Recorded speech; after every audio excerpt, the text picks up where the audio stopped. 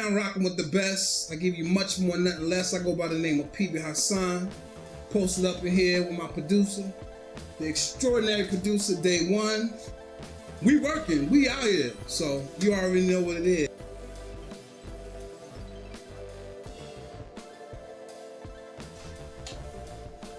Man, I've been so in tune with music since I was about 5 or 6 years old. I remember dancing for my mom and all of her company whenever she would have friends over. Yeah. You know what I'm saying? I remember playing records for her and her friends when they were getting too drunk to party. And, you know, putting music on for them to enjoy the night. So ever since I was a kid, I've been really into music. But producing, as far as getting into the element of producing music, it was really because I had friends and we all wanted to do music. And so one day I just took it upon myself to kind of like learn. Yeah. So I've always been the kind that wants to figure out like how something works. Right. So once I started really getting into the groove of like making beats and how I could like put something together and construct something from nothing, right.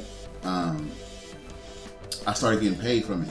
So when I started getting paid from it, my first time getting paid for doing music was actually for making a beat.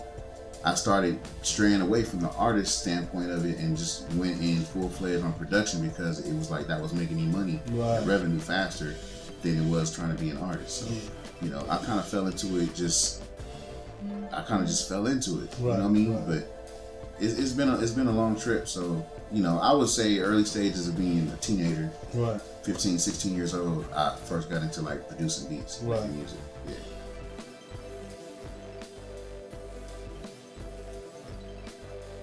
You know, my path is a little similar as a way, like growing up as a shorty.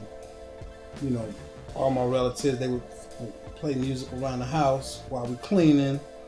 You know, my grandmother was a pianist. You know, we hear certain melodies and certain things in the churches and all that. And hip hop grew upon me as like, you know, being in the streets, going to the basketball courts. Cats is freestyling in a circle, and I'm just a shorty looking up like, what the hell is going on? They're not fighting me. What's going on? So it was just like people around, the oohs and the ahs, and it was a good time. It was a good moment, and you know, it was battle rapping and all that, and it became infectious to me, and it's something that I fell in love with. And my cousin was hot at it or whatever, and I used to look up to him, and I'd be like, I gotta write hot bars than my cousin or whatever. So I started dibbling and dabbling and things, start writing my own thing, and start coming up with my own craft. Next thing you know, it was just something that became a part of me. The music, the instruments, seeing my aunt and her band rehearsing and stuff, and I was just like, yo, this is like some magic. And it was just magical to me to hear this, you know, music coming out these speakers, and it made people feel some type of way and get into a mood and things like that, and it brought people together and everything. So it wound up making me being, you know, artist and an MC, and I was just pushing the line forward with that. You know what I'm saying? You know, coming up from the East Coast, moving to the West Coast, and back and forth, and having family out there, having family out here. You know what I'm saying? And just jumping in different ciphers and stuff. Bumping into cats like AMG and working with cats from AMG and you know, running into cats like DJ Quick and running, you know, ghostwriting, you know, being in the studio in the lab with the notorious Dr. Dre, shouts out. Ghostwriting for some of his artists, Shanta, and, you know, shouts out to DBA, Bosco, you know what I'm saying? We were doing our independent thing, and, you know, that had opened doors for me to, you know, be around E40, Corrupt, and all these cats, and it was just phenomenal, and it was just something that I just grew with, and it just made me sharpen my pen and make sure that the lyrics was just tight, and that, you know, the art craft was just no joke to be played. My OG, my mentor was the Imperial Sir Jinx, which is Dr. Dre's little cousin. He produced all the Ice Cube albums, all the America's Most Wanted, the Kill at Will, you know what I'm saying, Death Certificate. So, you know, he took me up under his wing when I was still at an early age of about 19 years old. So being around him, I was able to meet all the greats of the era of the generation before me, like Ice Cube and Exhibit, Corrupt, and Klondine on down to, you know what I'm saying, to the Mitchie Slicks, like everybody from like an era in which I grew up upon listening to Snoop Dogg, and you know, just like so many artists that I always wanted to work with, I was able to be in a position where I was learning stuff at the same time and then still making connections with these people that are like in great positions of power. And so with that being said, you know, it led me to working with everybody from the Kendrick Lamarks to the J Rocks to the Schoolboy Q's, the Absols. I've worked with SZA. I've worked with Little Flip. I've worked with David Banner. I've worked with man, you name it, man. Ice Cube. You know what I mean? I've been blessed to be on great albums. You know You're what I mean? working, brother. Snoop Dogg. You know what I'm saying?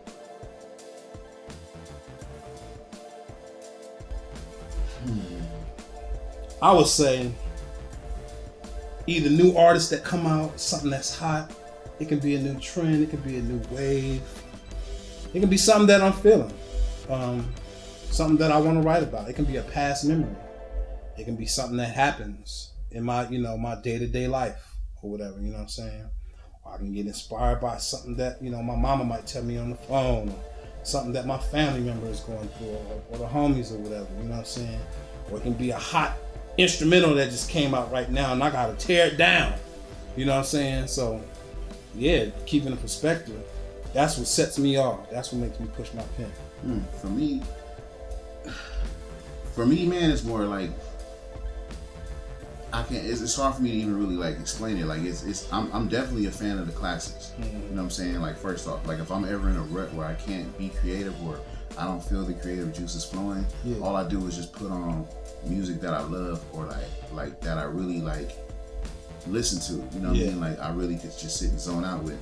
But as far as like what makes me want to make music, it's almost like a natural thing for me. It's kind of like it's almost like as easy as breathing, because it's kind of like I can sit here, if I sit too still for too long, I start doing rhythmic patterns, whether I'm sitting here with my finger and I'm like, it's just a natural knack for me. That part. So sometimes it's just like I just have to get that creative stuff out.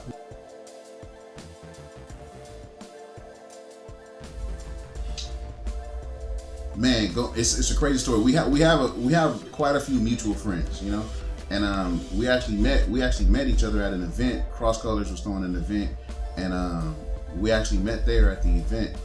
And when we met at that space and time, I'm sure we both were working on whatever projects we were working on, but it took us about 2.5 years to even like link to work to even do a record, And sometimes it's just like that with some artists that you meet, you run into, you bump into each other, you see each other, you know what I mean, you hands and shakes and everything's good, but it's just like, it's timing. Everything is like a timing thing, and things works this out. And when, time, the universe puts it together when it's time. And, it took us a minute to kind of get together, even though we were hitting each other and still talking like, yeah, man, we're going to link. We got to, it's just, whatever's going on.